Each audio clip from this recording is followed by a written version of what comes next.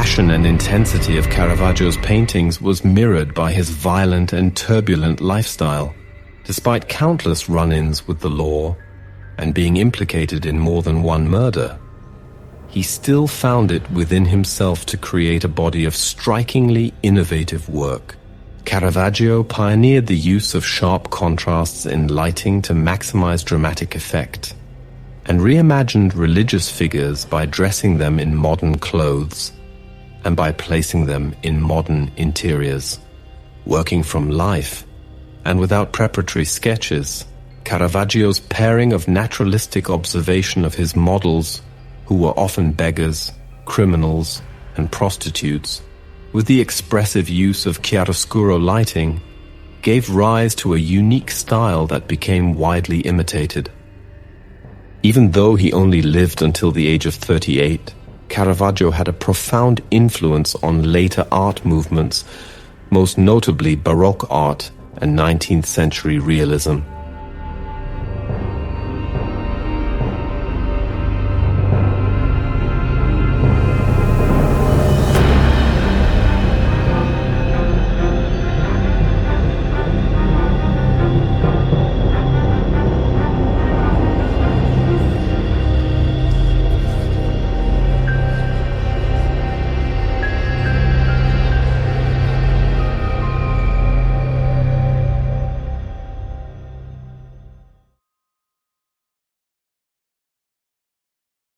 Reliable biographical information on Caravaggio's early years is scarce, and what does exist has been pieced together from court and municipal records and other surviving documents.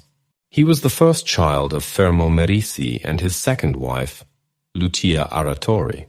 As a boy, Caravaggio was known as Michelangelo Merisi, a reference to his birth on the feast day of the Archangel Michael, September 29th.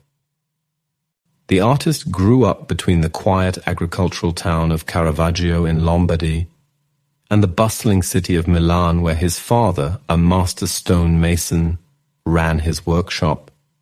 He was a qualified artisan, or mastro, entitling him to employ apprentices. Although they were of lower social standing, Caravaggio's family had ties with Milanese nobility. Caravaggio's maternal grandfather, Giovan Giacomo Aratori, was a land surveyor, rent collector, and legal witness for the powerful Sforza dynasty. Aratori's daughter, Caravaggio's aunt, had served as a wet nurse to the children of their family, notably the Marchese Francesco Fer Sforza di Caravaggio, and his wife, Costanza Colonna. They had witnessed the wedding of Caravaggio's parents in 1571. Costanza would later become a great support to the artist during his various flights from the law, although it seems she never personally acquired any of his paintings.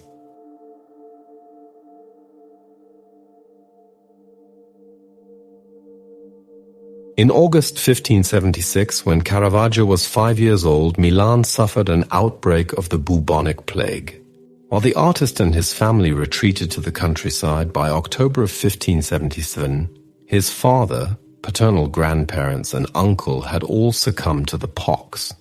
The art historian Andrew Graham Dixon writes, "By age 6, Caravaggio had lost almost every adult male member of his family to the plague. His unruly and fiery temperament and his deep sense of abandonment may well have their origins in those traumatic events of his early childhood."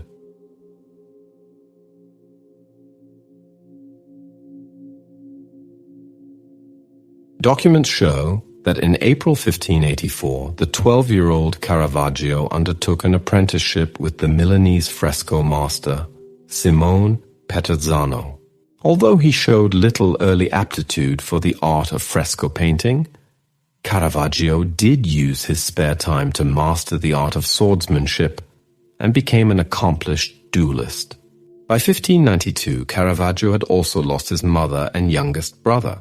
The family land was divided among the remaining siblings, and Caravaggio left his hometown permanently for Milan, where he supported himself through portrait painting.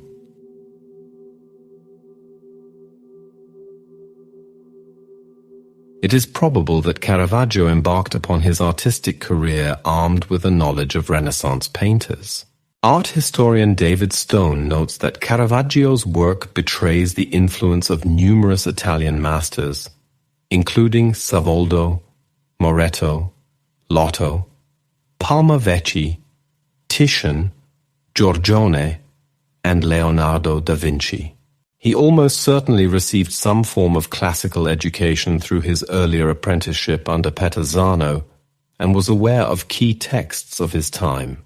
As art historian Sharon Gregory has demonstrated, Caravaggio would have very likely studied Giorgio Vasari's 1550 The Lives of the Most Excellent Painters, Sculptors and Architects, from Cimabue until our own time, and used Vasari's source text for some of his paintings.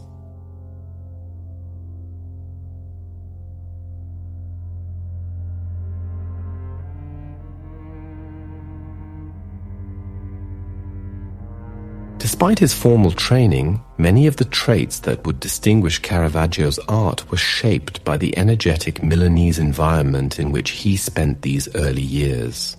As Graham Dixon tells us, the city had fallen under the influence of a counter-Reformation firebrand, Archbishop Charles Borromeo, later Saint Borromeo.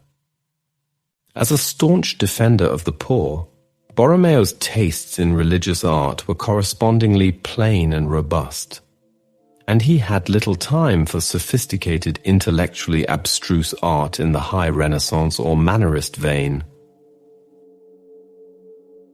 Caravaggio's early biographer Giulio Mancini refers to legal documents from the late 1580s and early 1590s that show that the artist had sold his small plots of inherited land and left Milan, never to return, soon after, in 1592.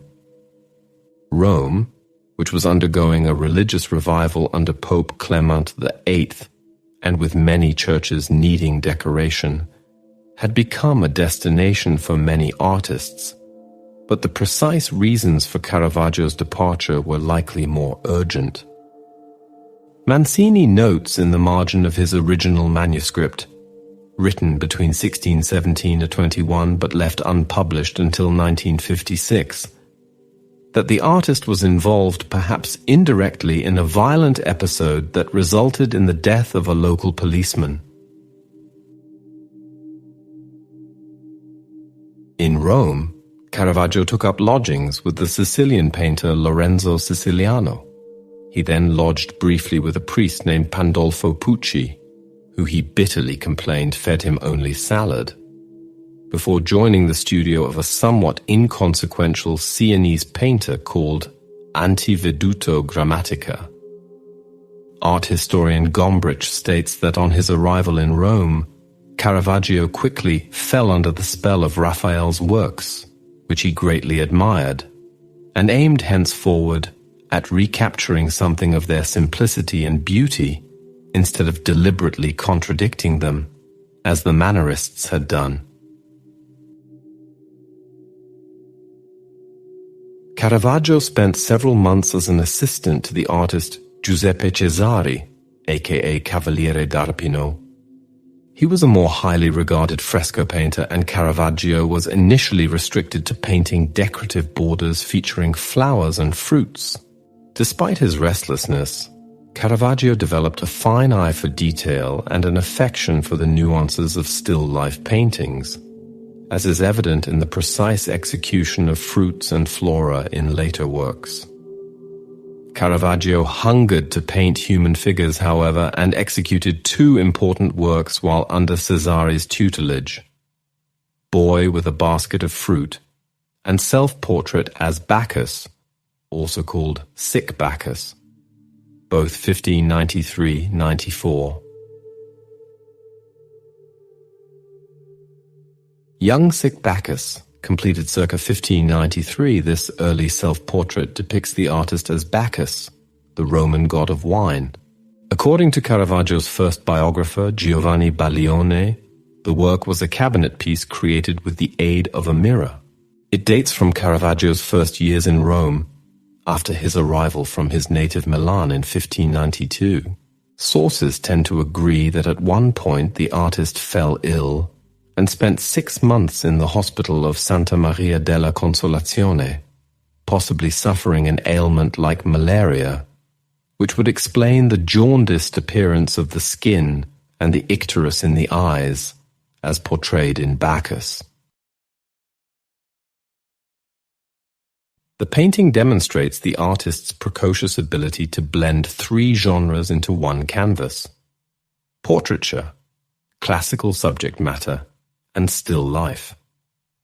Apart from its assumed autobiographical content, this early painting was likely used by Caravaggio to promote his variety of skills, demonstrating his virtuosity in painting genres such as still life and portraits, and hinting at the ability to paint the classical figures of antiquity.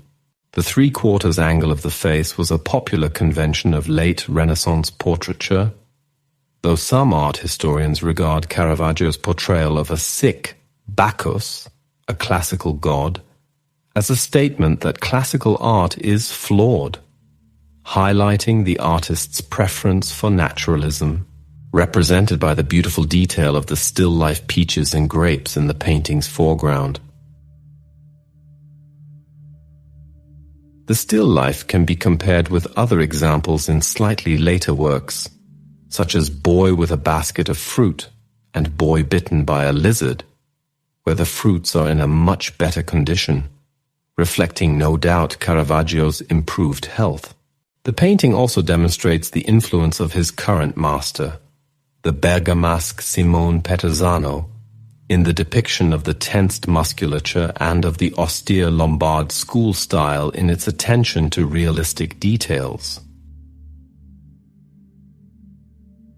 Now housed in the Galleria Borghese in Rome, Young Sick Bacchus was among the many works making up the collection of Giuseppe Cesari, one of Caravaggio's early employers, which was later seized by the art collector Cardinal Nephew Scipione Borghese in 1607, together with the Boy Peeling Fruit and Boy with a Basket of Fruit.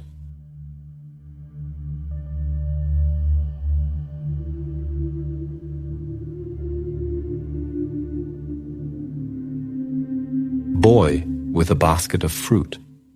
Completed in 1593, this painting is housed in the Galleria Borghese in Rome and presents Mario Miniti, a Sicilian model who was the friend and companion of Caravaggio. It is believed the work dates to the period when the artist worked for Cavalier d'Arpino, completing minor work, such as painting flowers and fruits, in the workshop, though the painting may date from a slightly later period when Caravaggio and Miniti had left d'Arpino's workshop to make their own way selling paintings through the dealer Costantino. The canvas depicts a young fruit seller from the streets of Rome, bearing a dreamy and sensual expression, whilst clutching a basket of fruit to his chest. The fruits are depicted with vivid and rich detail, along with the minute precision of the basket's weave. At one level, the painting is a genre piece designed to demonstrate the artist's ability to depict everything from the skin of the boy, the folds of his robe, and the blemishes on the fruit. However, later commentators have speculated on the implied sexuality of the piece, emphasized by the boy's expression and the rich symbolism of the fruit.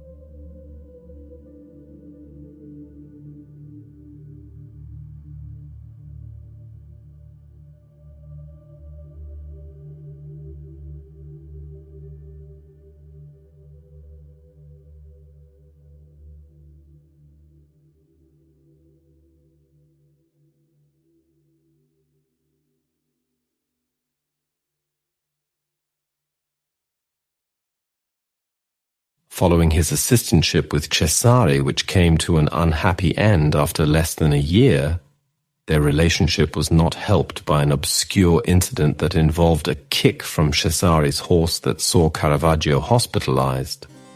Caravaggio took up lodgings with the priest, Monsignor Fatin Petrigiani. Around this time, it is known that he also befriended Prospero Orsi, a painter of grotesques, a 16th century artistic phenomenon that, unlike the beauty and natural balance associated with Renaissance art, shifted focus onto the misshapen, the disproportionate, and the bizarre, grotesque. Caravaggio was inspired to paint a number of self-portraits at this time, although most, with the notable exception of Boy Bitten by a Lizard, 1593-94, a vivid parable on the dangers of carnal activities, are now presumed lost.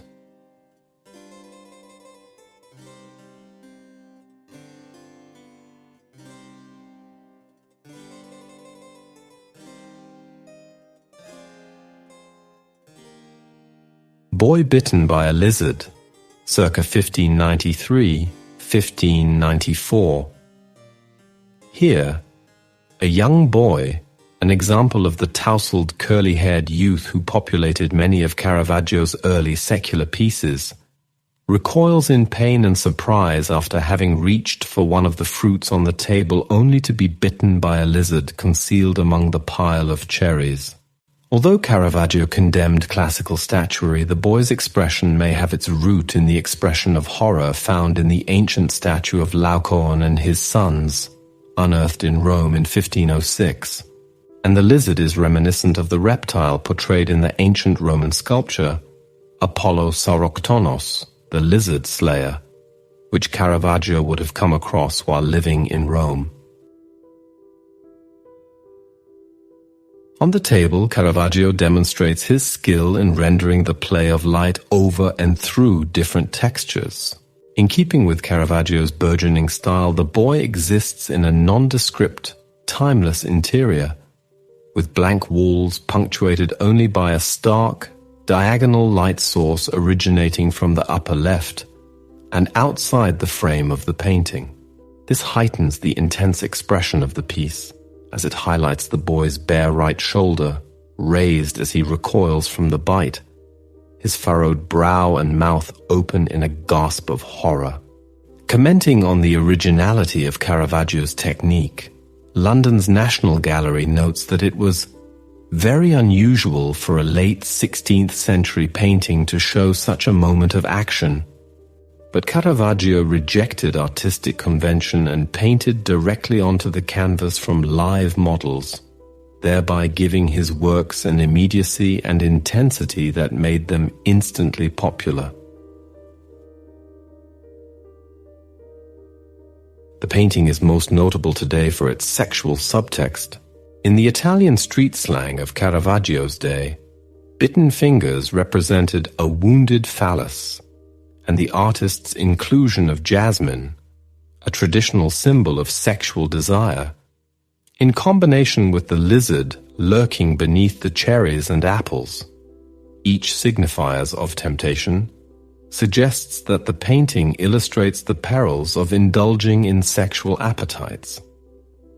Caravaggio's art has raised many questions about his sexual preferences, and his sexuality has been a matter of debate amongst historians.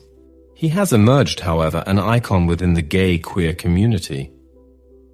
For art critics such as Jonathan Jones, it is the risk of Caravaggio's sexual passion for male flesh. Indeed, that gives his art its incomparable kick of reality.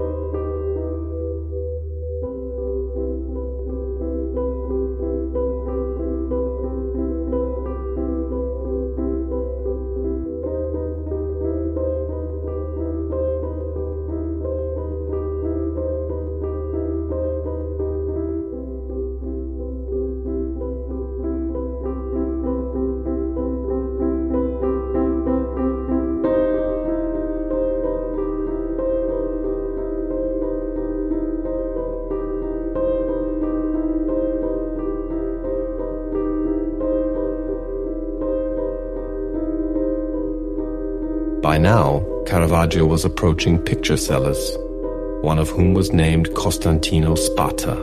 The dealer knew that the well-connected music and art aficionado, Cardinal Francesco Maria del Monte, passed by his shopfront on a regular basis. With the specific aim of grabbing the attention of the passing Del Monte, Caravaggio painted 2 pictures featuring scenes of everyday life: the card shops, 1594, and the gypsy fortune teller, 1594, which Sparta displayed in his shop window. The cardinal took the bait, purchasing both paintings. Del Monte duly took Caravaggio under his wing, giving him lodgings and providing him with introductions to his circle of friends and contacts. He received commissions from Del Monte, including the musicians, 1595-96, and others within his Roman circle. But Del Monte was also an ambassador to the powerful Florentine Medici family. Through Del Monte, Caravaggio painted what are now considered 2 of his most iconic pieces for the Medici: Bacchus, 1596, and Head of the Medusa, 1597. For the former, Caravaggio's employed his friend, the Sicilian painter Mario Miniti, who had posed for Caravaggio in a number of early works. Bacchus bridged the gap between the sacred and the profane, as he has been read simultaneously as a male prostitute and also an adumbration of Christ the Savior. Unusually, Medusa was painted on a circular canvas, stretched over a convex wood backing. The aim was to mimic the shape of Perseus's shield that, as the myth tells it, reflected Medusa's image back on itself. It also referenced the common practice of drawing Medusa on shields when going into battle to signify victory against overwhelming odds. Card shops. This 1594 painting is generally considered by many art historians to be the artist's first major work. Having left Arpino's workshop in January 1594, Caravaggio started selling his own works through the art dealer Costantino, with the assistance of Prospero Orsi, an established painter of Mannerist grotesques, masks, monsters, etc. Orsi introduced Caravaggio to an extensive network of contacts in the world of collectors and patrons, helping to launch his professional career. Card Shops portrays an expensively dressed but naive boy playing cards with another boy. The second boy, a card sharp, has extra cards tucked behind his back in his belt, hidden from the other boy, whilst an older man is peering over the victim's shoulder and signaling to his young accomplice.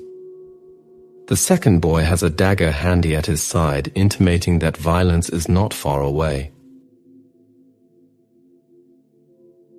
It was the second such painting Caravaggio created, with the fortune teller drawing attention to the artist's ability in this genre beforehand, and this second work enhanced his rapidly growing reputation. The subjects of the fortune teller and card sharps offered a new type of painting to patrons. Realistic scenes of street life, especially with the beautifully rendered attention to detail, such as the split fingers on the older man's gloves, the wrinkles on his brow, the young cheat's anxious glance at his master, with its blend of low-life realism and luminous Venetian delicacy. Card Sharps was much admired, and Orsi was quick to promote Caravaggio's new style, further heightening the reputation of his work. Caravaggio appears to have produced more than one version of the work. Over 50 copies and variants made by other painters have survived, with artists such as Georges de la Tour painting their own versions of the theme. Card sharps came to the notice of the prominent collector Cardinal Francesco del Monte, who purchased the painting and became Caravaggio's first important patron, giving him lodgings in his Palazzo Madama behind the Piazza Navona, then, as it is now, a main square in Rome.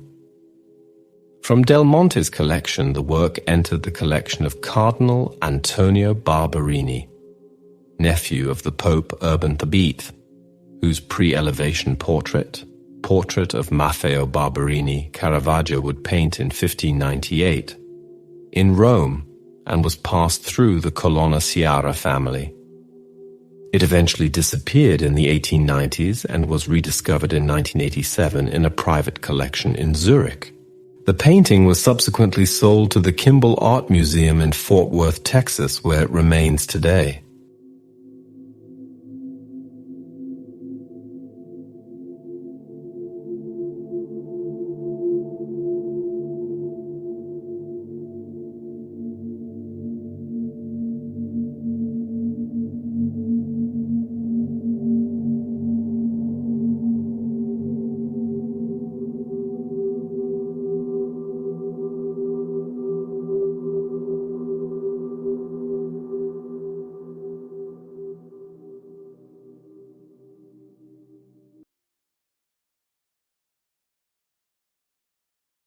St. Francis of Assisi in Ecstasy. Now housed in the Wadsworth Athenaeum in Hartford, Connecticut, this was the first of Caravaggio's religious canvases, which dates from 1595, when he had recently entered the household of Cardinal Francesco Maria del Monte. St. Francis of Assisi in Ecstasy was presumably painted at the behest of Del Monte, while Caravaggio was living in the Palazzo Madama.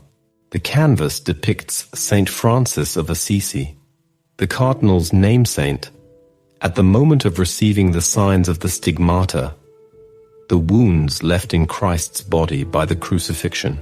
The story is told by one of Francis' companions, Brother Leo. In 1224, Francis retired to the wilderness with a small number of his followers to contemplate God.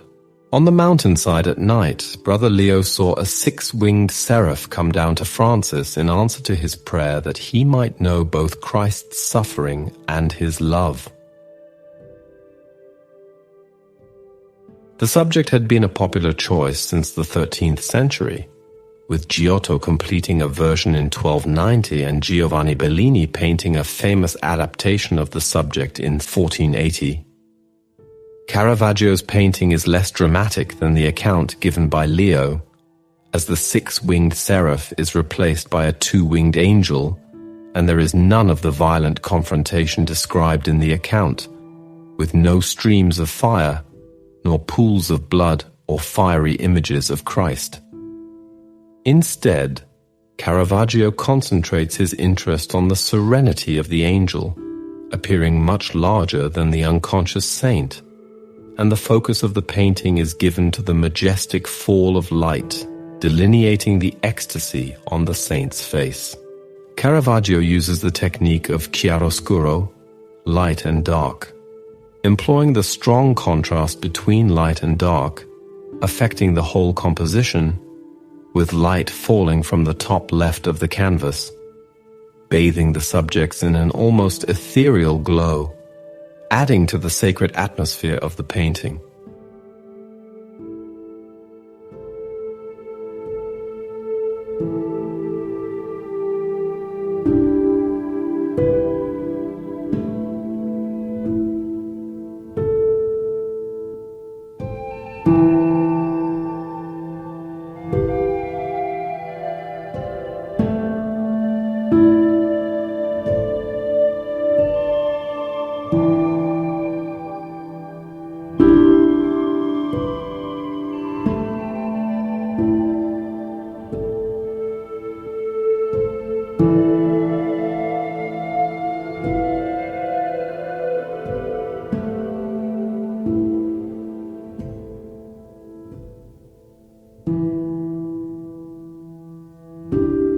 The Musicians, completed circa 1595. The Musicians is believed to have been Caravaggio's first painting done expressly for his patron Cardinal Francesco Maria del Monte. The canvas portrays 4 boys in traditional costume, 3 playing various musical instruments or singing, whilst the 4th is dressed as Cupid, the god of love. and is reaching towards a bunch of grapes. Caravaggio appears to have composed the painting from studies of two figures. The central figure with the lute has been identified as Caravaggio's companion, Mario Minetti, and the individual next to him and facing the viewer is possibly a self-portrait of the artist. The Cupid bears a strong resemblance to the youth in Boy Peeling Fruit, completed a few years before and now recognized as being the earliest surviving work by the artist. The manuscripts reveal that the boys are practicing madrigals that celebrate love, and the eyes of the lutenist, the principal figure, are moist with tears, as the songs presumably describe the sorrow of love rather than its pleasures. The violin in the foreground suggests a fifth participant, perhaps implicitly including the viewer in the tableau. Scenes depicting musicians were a popular theme at the time, when the church was supporting a revival of music and new styles and forms were being adopted, especially by educated and progressive churchmen such as Del Monte. This depicted scene, however, is clearly secular rather than religious, inspired by the long-established tradition of concert pictures, a genre originating in Venice and exemplified in its earlier form by Titian's Le Concert Champêtre.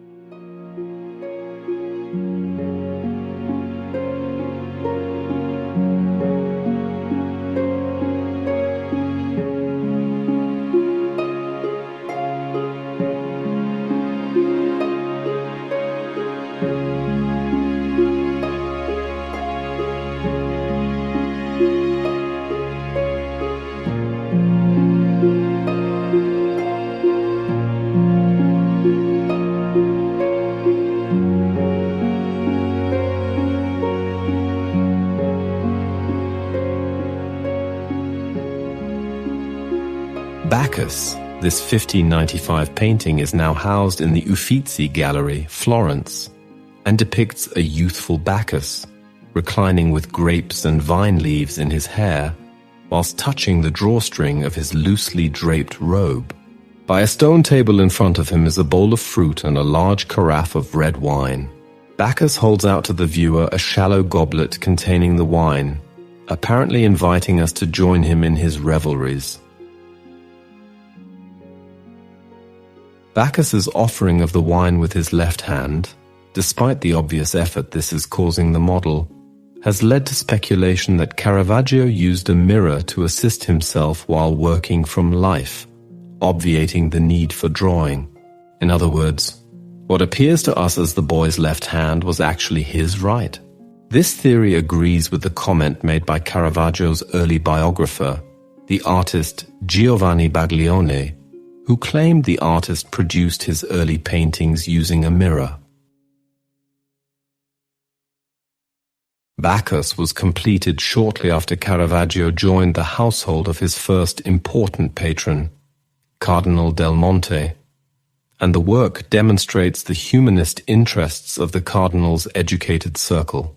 The canvas was not in the cardinal's collection at his death, and may have been a gift to the Grand Duke in Florence. Surprisingly, the painting remained unknown until 1913, when it was found in a storeroom of the Uffizi Galleries, having never been catalogued or framed until that time.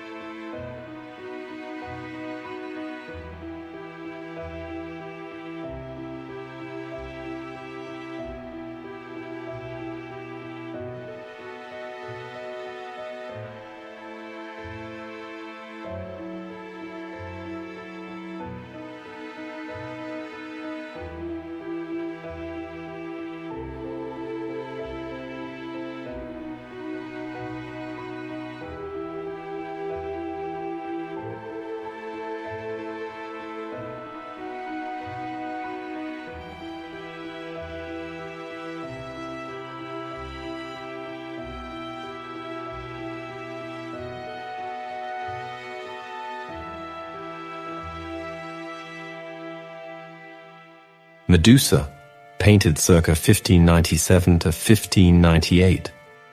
This painting depicts the monster of Greek myth, whose hair was made of snakes and whose gaze alone turned viewers to stone.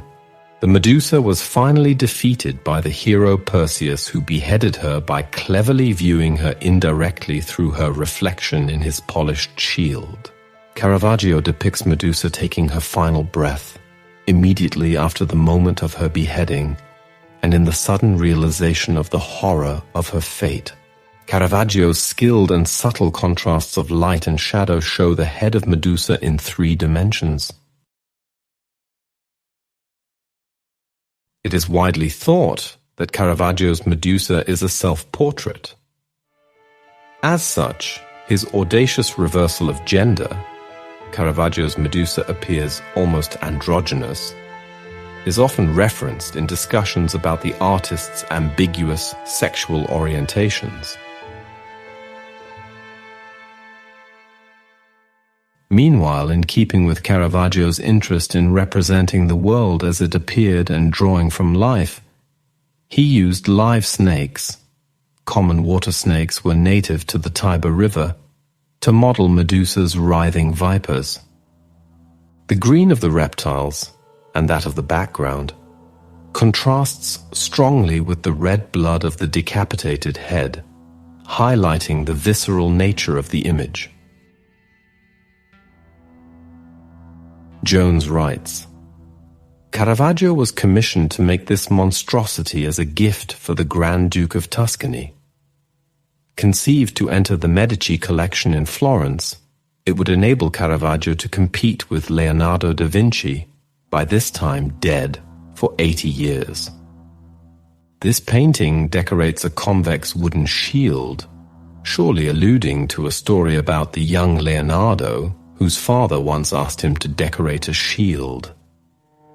Leonardo went into the fields, collected snakes, lizards, and insects, and assembled them into a hybrid monster which he painted on the shield. The tale of Leonardo's monster is about art and power. Decorating a warlike object, the artist imposes his imagination on the world, creates an image with disturbing power. That is what Caravaggio does here.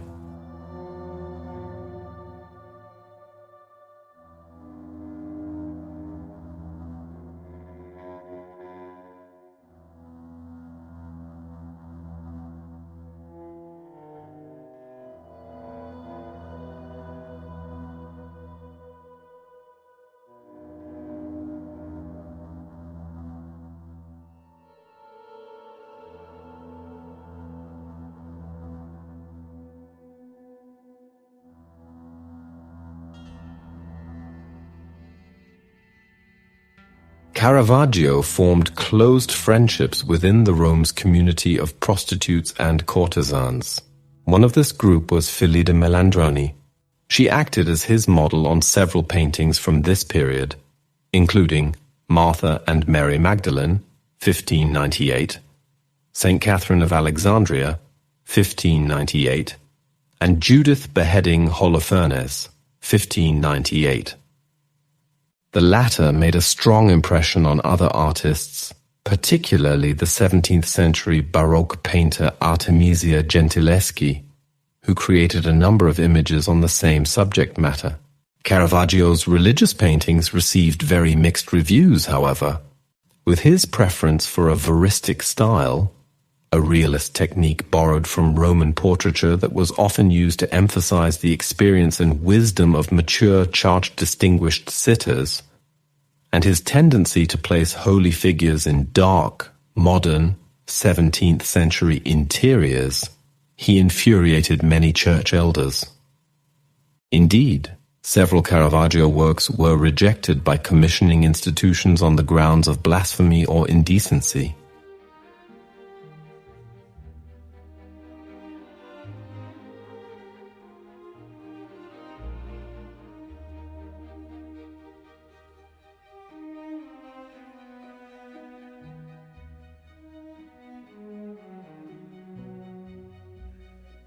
St. Catherine of Alexandria, completed in 1598. This painting, now part of the Thyssen-Bornemisza collection of Madrid, depicts Saint Catherine of Alexandria, the popular figure of Catholic iconography. Of noble origin, Catherine had dedicated herself as a Christian after receiving a vision. At the age of 18, she was confronted by the Roman Emperor Maximus and succeeded in converting many of his followers to Christianity. Imprisoned by the emperor, she converted his empress and the leader of his armies. Maximus executed her converts, including the empress, before ordering Catherine herself to be put to death on a spiked wheel. The wheel reportedly shattered the moment Catherine touched it. Maximus then ordered her to be beheaded. Catherine became the patron saint of libraries and librarians, as well as teachers, archivists, and all those associated with wisdom and teaching, as well as tradespeople whose livelihoods depend upon wheels. The year of her martyrdom was traditionally held to have been 305 AD, and her feast day was celebrated on 25 November.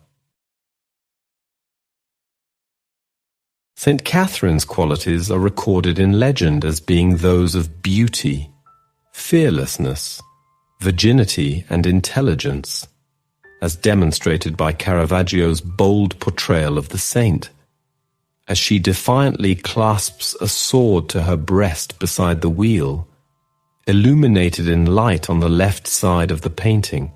The saint's face is titled to the side, giving a pensive look, demonstrating the saint's intelligent nature as she contemplates her divine fate. Of particular note is the fine detail of the blue garment, partially covering the wheel and its center, perhaps softening the threat of violence and danger to the saint.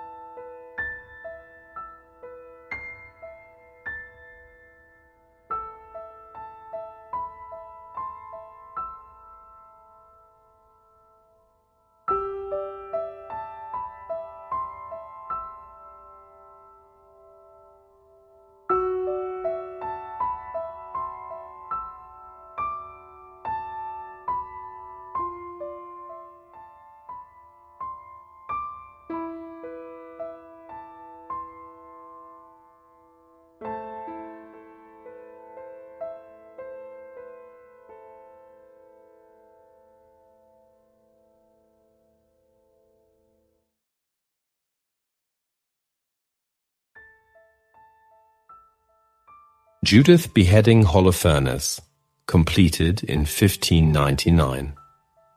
This large canvas concerns the deuterocanonical Book of Judith, recounting how the widow Judith saved her people by seducing and killing Holofernes, the Assyrian general. In the book, Judith charms Holofernes, encourages him to drink wine and become drunk, and then decapitates him in his tent. Approaching to his bed, she took hold of the hair of his head and said, "Strengthen me, O Lord God of Israel, this day." And she smote twice upon his neck with all her might, and she took away his head from him. Judith 13:7-8.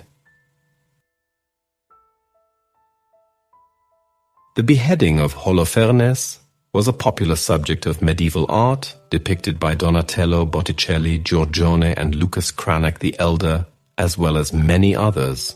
Caravaggio chose to approach the subject from the most dramatic moment of the story, the act of decapitation itself. The figures are set out in a narrow area, theatrically lit from the left, isolated against the dark background. Judith is assisted by her old maid, Abra, wonderfully portrayed with wrinkles furrowed on her forehead, standing anxiously to the right. Judith stands upright over Holofernes, though slightly bending back, hinting at the unpleasantness of her task. Recently, X-rays have revealed that Caravaggio adjusted the placement of Holofernes's head, separating it to some extent from the torso and moving it a little to the right. The faces of the three characters demonstrate the artist's mastery of emotion, with Judith's face in particular demonstrating a masterful blend of determination and disgust.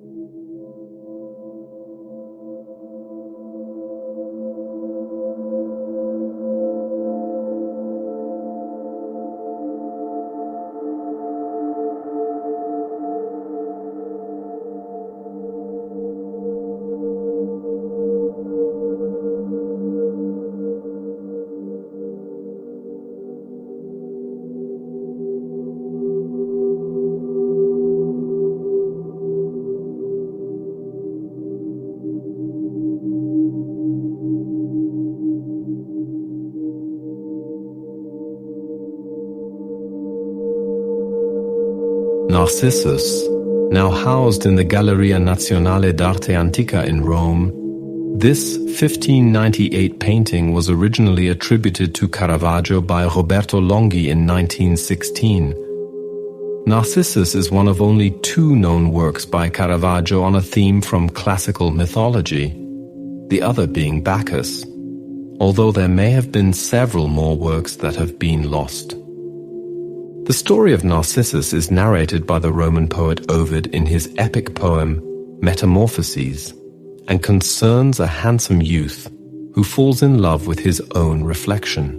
Unable to tear himself away, he dies of his passion, and even as he crosses the Styx, he continues looking down at his own reflection. The tale was well known in the circles of collectors such as Cardinal Francesco Maria del Monte and the banker Vincenzo Giustiniani, in which Caravaggio was moving at this period. Caravaggio portrays the youth wearing an elegant brocade doublet, leaning with both hands over the water as he gazes at this own distorted reflection.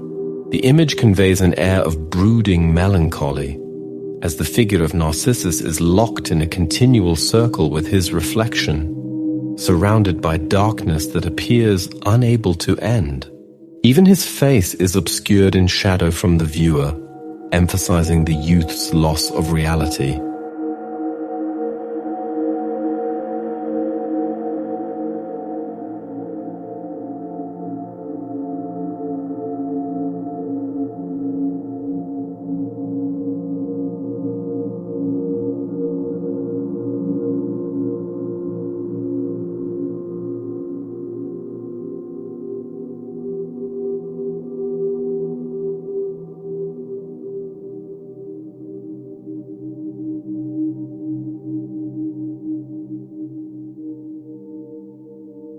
In 1599, Cardinal del Monte helped Caravaggio win his first major public works.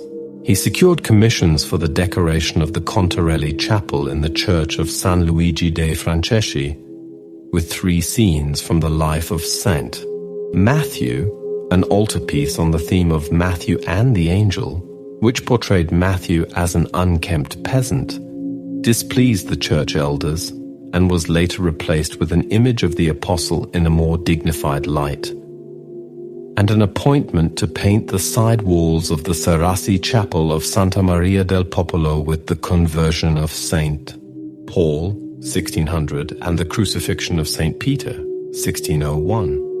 Overlapping the Serassi Chapel commission, Caravaggio commenced work in earnest on his monumental and possibly his most revered Roman masterpiece, The Entombment of Christ, 1601-03, for the Church of Santa Maria in Vallicella, Rome. With these public commissions, Caravaggio had introduced a new level of naturalism into religious art, and in this respect at least, he fell into line with the edict, issued in the 1550s, by the Council of Trent, that had demanded a new form of counter-Reformation art that could relate to the everyday lives of ordinary people. Indeed, Between them, his public works helped earn Caravaggio the reputation as the most exciting artist working in Rome, even if some of the more conservative members of the Vatican hierarchy dismissed his art as crude and blasphemous.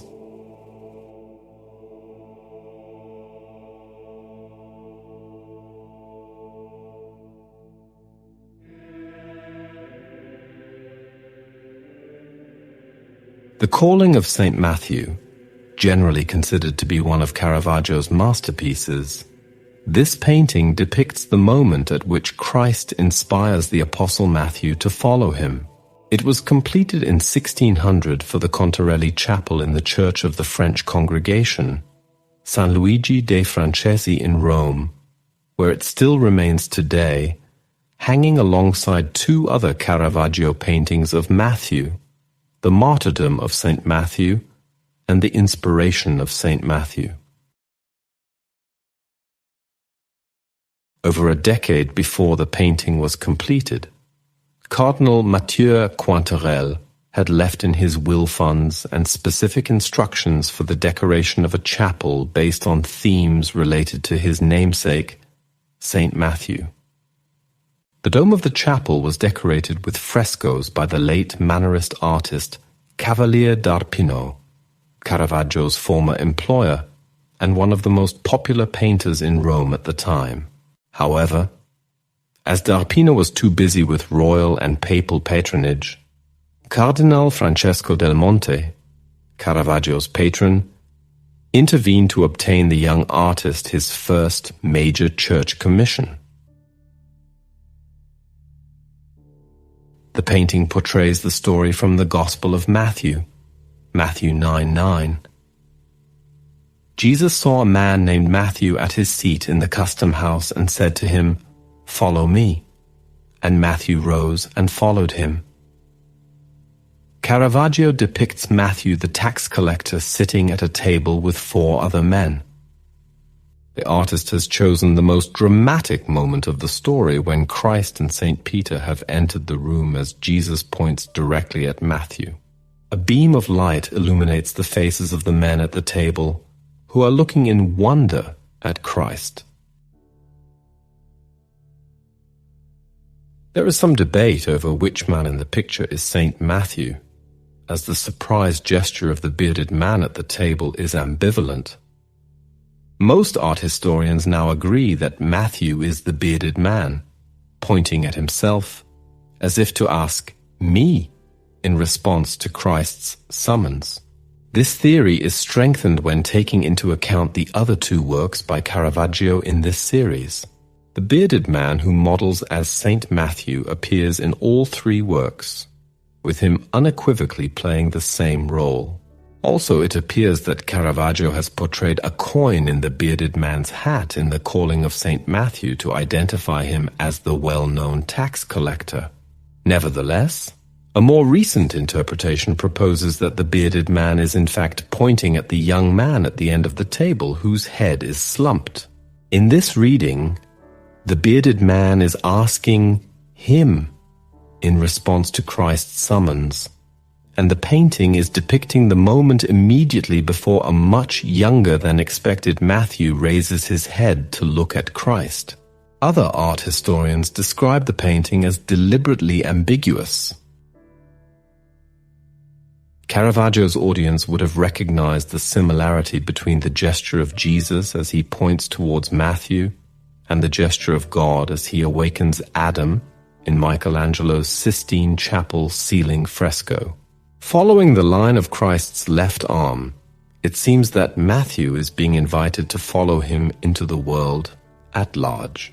In many ways, it is a composition of two parts, with Christ and St. Peter forming one half on the right, both dressed in biblical robes, while Mark and his dubious friends form the second half, dressed in contemporary Roman costumes, in the worldly setting of an inn, or what appears to be a gambling den. The light from Christ floods into the room, illuminating the stunned Matthew and his associates, capturing the wonder of the moment of the saints' calling.